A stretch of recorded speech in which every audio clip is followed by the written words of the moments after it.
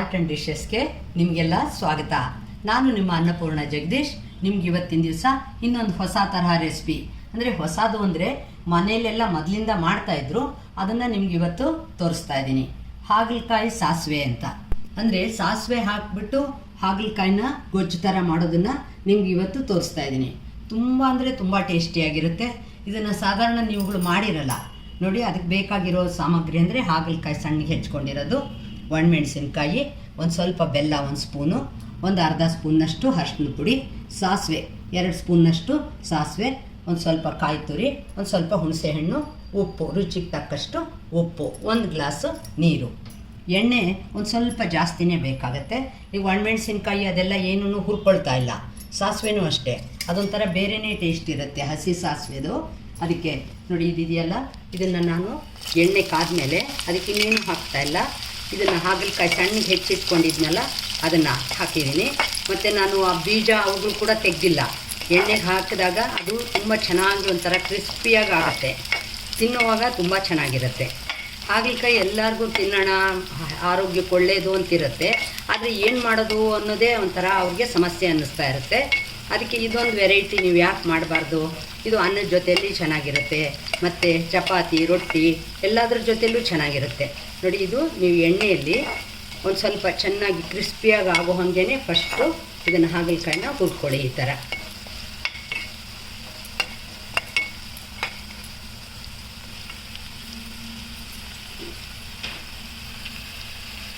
ಆವಾಗಲೇ ಮಿಕ್ಸಿ ಜಾರ್ಗೆ ನೀವು ಇಲ್ಲಿ ನೋಡಿ, ಇದನ್ನು ತೆಂಗಿನಕಾಯಿ ತುರಿ ಇಟ್ಕೊಂಡಿದ್ನಲ್ಲ ಅದನ್ನು ಹಾಕಿದ್ದೀನಿ, ಹುಣಸೆ ಹಣ್ಣು ಹಾಕಿದ್ದೀನಿ ನಾನು, ಮತ್ತು ಸಾಸಿವೆ 2 ಸ್ಪೂನ್ನಷ್ಟು ಸಾಸಿವೆ ಹಾಕಿದ್ದೀನಿ. ಇಷ್ಟೊಂದು ಸಾಸಿವೆ ಯಾರೂ ಹಾಕಲ್ಲ, ಇದು ಮಾಡಿ ನೋಡಿ ನೀವು, ತುಂಬ ಚೆನ್ನಾಗಿರುತ್ತೆ. ಅರಿಶಿನ ಪುಡಿ ಹಾಕಿದ್ದೀನಿ, ಬೆಲ್ಲ ಹಾಕಿದ್ದೀನಿ ಇದಕ್ಕೆ. ನೋಡಿ, ಉಪ್ಪು ಮಾತ್ರ ಅದಕ್ಕೇ ನಾನು ಇದು ಬೇಯ್ತಾ ಇರೋವಾಗ ಇದಕ್ಕೆ ಹಾಕ್ಕೊಳ್ತೀನಿ. ಒಣಮೆಣಸಿನ್ಕಾಯಿ ಕೂಡ ಇದಕ್ಕೆ ಹಾಕ್ಕೊಂಬಿಟ್ಟಿದ್ದೀನಿ. ಇದನ್ನು ಎಲ್ಲ ಸೇರಿಸಿ ನಾನು ಸ್ವಲ್ಪ ನೀರು ಹಾಕ್ಕೊಂಡು ನುಣ್ಣಗೆ ನಾನು ಇದನ್ನು ಗ್ರೈಂಡ್ ಮಾಡ್ಕೊಳ್ತೀನಿ. ನೋಡಿ, ಇದನ್ನು ಅಷ್ಟೊತ್ತಿಗೆ ನೋಡಿ, ಇದು ನಿಮ್ಗೆ ಗೊತ್ತಾಗುತ್ತೆ, ಒಂದೊಂದೇ ಪೀಸ್ ನೋಡಿದ್ರೇ ಹಿಂಗಂದರೆ ನಿಮ್ಗೆ ನೋಡಿ ಅದು ಅರ್ಧ ಆಗ್ತಾ ಇರುತ್ತೆ. ಆಗಲೇ ಹಿಂಗೆ ಮಾಡಿ ನೋಡಿದರೆ ಹಿಂಗೆ ನೋಡಿ ಈ ಥರ ಹಿಂಗೆ ಅರ್ಧ ಆಗುತ್ತೆ, ಆವಾಗ ಅದು ಎಣ್ಣೆಯಲ್ಲಿ ಚೆನ್ನಾಗಿ ಆಗ್ತಾ ಇದೆ ಅಂತ ಅದರ ಅರ್ಥ. ನೋಡಿ, ಇದಕ್ಕೆ ಇವಾಗ ನಾನೇನು ಮಾಡ್ತಿದ್ದೀನಿ ಅಂದರೆ ಉಪ್ಪು ಹಾಕ್ಬಿಡ್ತೀನಿ. ಇದೊಂದು ಸ್ವಲ್ಪ ಚೆನ್ನಾಗೇ ಕುದಿಸಿ. ಹಾಗಲಕಾಯಿ ಮಾತ್ರ ಒಂದು ಸತಿ ನೀವು ನೆನಪಿಟ್ಕೊಳ್ಳಿ, ಯಾವುದೇ ಕಾರಣಕ್ಕೂ ಮುಚ್ಚಿಟ್ಟು ಬೇಯಿಸಬಾರ್ದು. ಮುಚ್ಚಿಟ್ಟು ಬೇಯಿಸೋದ್ರಿಂದ ಅದು ಒಳಗೆ ಅದ್ರ ಇದಾಗಿ ಕಹಿ ಜಾಸ್ತಿ ಆಗತ್ತೆ. ಅದಕ್ಕೋಸ್ಕರ ನೀವು ಹಾಗಲಕಾಯಿ ಬೇಯಿಸೋವಾಗ ಅಥವಾ ಈ ಥರ ಮಾಡೋವಾಗ ಅದನ್ನು ನೀವು ಹಾಗೆ ಇಟ್ಟು ಓಪನ್ ಆಗೇ ಬೇಯಿಸಬೇಕು. ಮತ್ತು ತುಂಬ ಜನ ಒಳಗಡೆ ತಿರುಳು ತುಂಬ ತೆಗೆದು ಹಾಕಿಬಿಡ್ತಾರೆ, ಅದರ ತೆಗಿಬೇಡಿ, ಅದರೊಳಗೆ ತುಂಬ ಸಾರ ಇರುತ್ತೆ. ಅದರ ಸಮೇತನೇ ನೀವು ಮಾಡಿ, ಏನೇ ಮಾಡಿದ್ರೂ ನೋಡಿ. ಇದು ಇವಾಗ ಚೆನ್ನಾಗಿ ಬೇಯ್ತಾ ಇದೆ ಅಲ್ವಾ. ಇವಾಗ ನಾನು ಇದಕ್ಕೆ 1 ಗ್ಲಾಸ್ನಷ್ಟು ನೀರು ಹಾಕಿ, ಇದಕ್ಕೆ ಅರ್ಧ ಗ್ಲಾಸ್ ಇದಕ್ಕೆ ಹಾಕ್ತೀನಿ, ಅರ್ಧ ಗ್ಲಾಸ್ ಇದಕ್ಕೆ ಹಾಕ್ಕೊಳ್ತೀನಿ ನೀರು. ನಿಮ್ಗೆ ನೀರಾಗಬೇಕು ಗ್ರೇವಿಯಾಗಿ ಅಂದರೆ ನೀವು ಆ ಥರನೂ ಮಾಡ್ಕೋಬೋದು. ನೋಡಿ, ಇದು ಹೀಗೆ ಬೇಯ್ತಾ ಇರುತ್ತೆ. ಅಷ್ಟೊತ್ತಿಗೆ ನಾನು ಇದನ್ನು ಗ್ರೈಂಡ್ ಮಾಡ್ಕೊಂಬಿಡ್ತೀನಿ. ನೋಡಿ, ಈ ಥರ ಆದಷ್ಟು ನುಣ್ಣಗೆ ನಾನು ಗ್ರೈಂಡ್ ಮಾಡ್ಕೊಂಡಿದ್ದೀನಿ. ಇದು ಇವಾಗ ನೋಡಿ, ಈಗ ಹಾಗಲಕಾಯಿ ಚೆನ್ನಾಗಿ ಒಂಥರ ಇದು ಬೆಂದಂಗೆ ಆಗ್ತಾ ಇದೆ ಅಲ್ವಾ, ನಿಮ್ಗೆ ಗೊತ್ತಾಗುತ್ತೆ.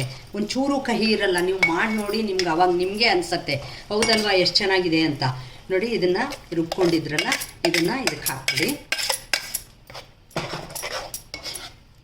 ಅನ್ನದ ಜೊತೆಯಲ್ಲಿ ಮತ್ತು ರೊಟ್ಟಿ, ಚಪಾತಿ, ಇದ್ರ ಜೊತೆಯಲ್ಲಿ ದೋಸೆ ಎಲ್ಲದಕ್ಕೂ ಖಂಡಿತ ತುಂಬ ಚೆನ್ನಾಗಿ ಹೊಂದ್ಕೊಳ್ಳುತ್ತೆ. ಇದು ತಿನ್ನೋಕ್ಕೂ ತುಂಬ ಟೇಸ್ಟಿಯಾಗಿರುತ್ತೆ.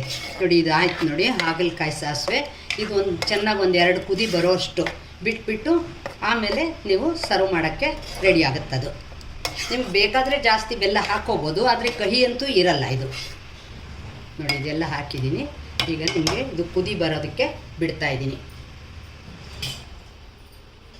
ಒಂದೊಂದೇ ಹಿಂಗೆ ಕುದಿ ಬರ್ತಾ ಇದೆ ಅಲ್ವಾ, ಆವಾಗ ಒಂಥರ ಗಾರ್ನಿಷ್ ಮಾಡೋಕ್ಕೂ ಇದನ್ನು ಕೊತ್ತಂಬರಿ, ಕರಿಬೇವು ಸಣ್ಣಗೆ ಹೆಚ್ಕೊಂಡಿರೋದನ್ನು ಹಾಕ್ತಾಯಿದ್ದೀನಿ.